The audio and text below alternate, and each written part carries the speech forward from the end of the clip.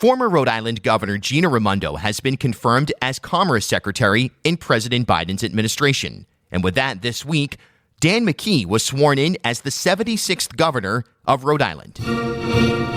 This is the Bartholomew Town Podcast. Please raise your right hand and put your other hand on the Bible. Yep. Good. You, being by the free vote of the electors of this state of Rhode Island, elected onto the place of Lieutenant Governor and pursuant to the Constitution of Rhode Island, succeeding to the office of Governor, do solemnly swear to be true and faithful unto this state, and to support the Constitution of this state and of the United States, that you will faithfully and impartially discharge all the duties of your aforesaid office of Governor to the best of your abilities, according to law, so help you God. Thank you. I do. Congratulations. Thank you. Thank you, Secretary. Thank you very much. And right there, Secretary of State Nellie Gorbea swearing in the now 76th governor of Rhode Island, Dan McKee, on Tuesday night around 6:40 p.m.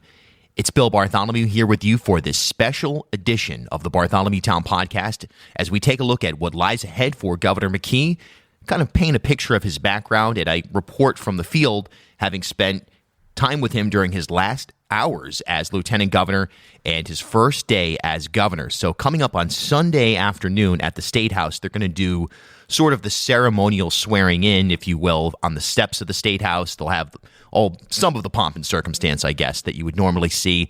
I'm not quite sure what the extent of that will be. I'll be there live. We'll be broadcasting on social media inside the Bartholomew Town Podcast Facebook group and across our network of platforms. And it'll be interesting to see what sort of presentation they put together. With COVID, you can obviously expect a bit of a drop-off from what you'd normally get in a gubernatorial inauguration, but hey, it'll be interesting to see, and we'll broadcast that live again across social media. So Lieutenant Governor McKee, well, he was the first political guest here on the Bartholomew Town Podcast way back when, and he came to my loft and we talked for about 90 minutes, and since that moment, even before then, as I was preparing for the interview, of course, but since then, I've been following the Lieutenant Governor quite closely during his tenure as LG, and I was curious during his final few hours as Lieutenant Governor. He had gotten his vaccine at the Dunkin' Donuts Center, and we were all there, kind of gathered together, some members of the media, members of the McKee staff, and I asked him, I said, hey, what are you going to carry with you from your time as Lieutenant Governor to your term as governor? So, Bill, that's a good question. So I was in my office late last night. I had met with the Speaker and the Senate President in the House, in the Speaker's office, and I spent a few minutes down in the office reflecting about the work that we did as Lieutenant Governor, bringing municipalities together, fighting for our, for fair electric rates, working over the last year tirelessly to help our small businesses. So I can feel really good, and I want to just say that our staff, I want to thank the people who worked with me in the other office, who all of them will be coming up to our governor's office in some capacity. But I think that we leave, we continue to work with our veterans. We continue to work with our young people in terms of an entrepreneur challenge. So there's going to be a lot there that was there when I showed up. But I think that we left a great deal of, and I will leave those plaques on the wall, the 39 cities and towns that I put up there when I showed up. And that 39 cities and towns approach to government, that municipal-oriented approach, that's become a signature of Dan McKee's. He was a 6-term mayor of Cumberland, Rhode Island, before being elected as lieutenant governor. And during his time as lieutenant governor, a lot of people saw him as the mayor of the state. You know what I mean? He really built a network of municipal leaders, particularly in northern Rhode Island, Charlie Lombardi in North Providence, Joe Policina in Johnston, to a certain extent, Don Grebian in Pawtucket, James Diosa in Central Falls, and others, and sort of adopted that approach to how he was operating things. Right out of the gate, ever since it was pretty clear that Gina Raimondo was going to be heading to Washington, D.C., that municipal approach has been present in McKee's transition team, with a number of mayors and other town/city leaders being members of that transition team, and otherwise just members of his inner circle of advisors, both in terms of official and unofficial. So there's no question that Dan McKee will take an approach much different than Gina Raimondo's when it comes to interacting and establishing policy goals with the various 39, I should say, cities and towns here in Rhode Island. But McKee enters office in a time like no other, as he has to take hold of a COVID-19 crisis that is far from over and is now focused more than anything on the distribution of vaccine across the state. And for that, McKee has already announced that he will be making some major shifts from Governor Raimondo's approach, which was to vaccinate those folks 75 and over, then 65 and over. McKee tells me he's going to continue that approach, but he announced that he will be vaccinating teachers. In fact, I already know several teachers of various age groups who have received their vaccine. And on his first day in office, I asked him if he thought that service workers, people who work in restaurants, grocery stores, etc., would also be sort of prioritized. And he did say that that would be something that would likely come up soon as the teachers and obviously the age-oriented and health-oriented categories are met. But he emphasized as well that at some point soon, we're going to have a situation where once supply is under control, one of the main jobs of his office will be to convince people who are skeptical about taking the vaccine to go and get it. The thing that we need to get ready for, that's why we're building capacity. Supply is going to increase rapidly. This is when you do the planning to get the shots in the arm of people, not after you get the supply and then have to wait to get the capacity built up. Part of that messaging came on his first day in office as McKee toured South Providence. And as he walked up and down Broad Street, and I joined him for portions of that, it was interesting to see just how many members of the community recognized Dan McKee, how many people ran up and wanted selfies or wanted to shake his hand or do the elbow bump or whatever it was. And you got the sense that that McKee network, if you will, that I mentioned extending through northern Rhode Island, well, it also extends into the urban core. And if you think back to the beginning of COVID-19, when I was screaming about zip codes and why aren't certain areas being prioritized for testing, for treatment, for translation, for education and information distribution in the appropriate languages and so forth, it seems like McKee understands that and is prepared to move forward in a way that, at least at the beginning of COVID-19, the Raimondo administration simply was not. Now, obviously, Dan McKee was shut out of the COVID-19 decision-making process for much of 2020, but he has said routinely that he has been able to get caught up with all the minutia, with all the detail orientation when it comes to Rhode Island's COVID-19 response, something that Dr. Alexander Scott, director of the Rhode Island Department of Health, has also echoed, as have other members of that sort of core response unit when it comes to COVID-19. But vaccines, undoubtedly the priority, and it's something that Dan McKee will try to stake his first 100 days on, getting the state vaccine distribution program into an even better place than it is trending right now, and getting the shot into as many arms as possible, particularly those who are somewhat skeptical of taking this vaccine. Of course, in addition to the ongoing COVID-19 crisis, which will challenge McKee and his administration greatly, there's also a possible major budget crisis, and a huge element of that will come down to the federal stimulus, the American Rescue Plan. And McKee on Monday was joined by Congressman Langevin and Cicilline and Mayor Alorza of Providence pushing for the passage of this act, and it was very clear that without additional funds, our budget here in the state of Rhode Island is going to be in a precarious position. That will be something that probably number two behind vaccines being one, COVID in general being 1A. Number two on McKee's plate, undoubtedly, finding a way to get the state of Rhode Island into a fiscally sound position here amidst the COVID-19 crisis and all that has been ongoing. So that level of fiscal uncertainty, something that will be a challenge for the Speaker of the House, for the Senate President, and for Governor McKee to find a way to move forward. And hopefully that stimulus bill comes through, because it's unclear what exactly it will look like here in Rhode Island if we do not receive those funds.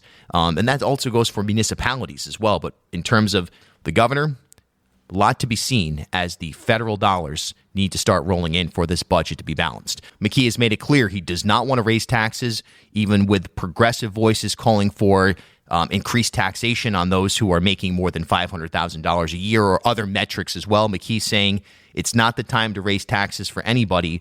And I suppose it really is a hurry up and wait moment as we await federal dollars and an overall picture of the budget this coming May. McKee also faces many other challenges, of course, that have been ongoing here for obviously centuries to a certain extent when it comes to social justice and equity. Through some of his administration appointments, it's clear that he's trying to diversify the voices in the room. But how will that translate into actual action? He was out front. In fact, I believe he was the first elected official to really come out in support of the Black Lives Matter movement statewide elected official to come out in support of the Black Lives Matter movement back in early June of last year. But how does that translate into policy? How does that translate into access? I asked him yesterday about, will he be considering board appointments from people who have otherwise been shut out of government? He did say that his office would be reflective of all of the communities here in Rhode Island. We're reflecting that right in our office, right? So three major issues that we're going to be really focused on besides running the state and doing the COVID is one is going to be education. You just talked about that. The other is the economy and small business. And the third one is creating a kind of an opportunity, equity type of line of leadership, and we're already starting that. So we'll hold him to that. Obviously, be checking in to see if that expansion does take place. In addition to all of that, there's obviously climate issues. There's development issues. There's obviously a housing crisis here in Rhode Island. We've obviously got coastal access issues. We've got major questions about the infrastructure of this state that we need answers to, and those will all be on Governor McKee's plate for sure. The question is, where do they fit in terms of prioritization in that first 100 days or in the overall scope of his immediate goals? Another thing to consider, 2022 is an election year, and Dan McKee is a name that was amongst a chorus of other people who were going to be candidates. The second that Dan McKee was sworn in as the 76th governor of Rhode Island, he instantly became the likely favorite to win the gubernatorial election in 2022. Now, other challengers are obviously Secretary of State Nellie Gorbea, who administered the oath of office to McKee, right? General Treasurer Seth Magaziner, who has done what he can to make himself present in terms of media interaction, calling a lot of press conferences, sending out a lot of press releases, just trying to stay on the radar screen of as many Rhode Islanders as possible. Providence Mayor Alorza, he's someone else who will be certainly in the thick of things when it comes to the 2022 gubernatorial race. And how about even Jim Langevin? If we have a situation where we lose a congressperson, does he float his name? But with McKee as incumbent, it changes everything. It changes the scope of a Democratic primary here in many ways. And in addition to that, whoever he appoints for lieutenant governor, which I believe certainly the clubhouse leaders right now, I'd say the favorite is Providence City Council President Sabina Matos, with James Diosa, the former mayor of Central Falls, as a fading second place, in my opinion. But if Matos is lieutenant governor, well, that changes things as well in that race greatly. Aaron Regenberg, who nearly defeated McKee by, a couple thousand votes back in 2018 in that primary, he has thrown his name into the ring as somebody who would like to run for LG in 2022. But if Matos is the lieutenant governor and wishes to seek election in 2022, boy, does that create a difficult pathway for Regenberg.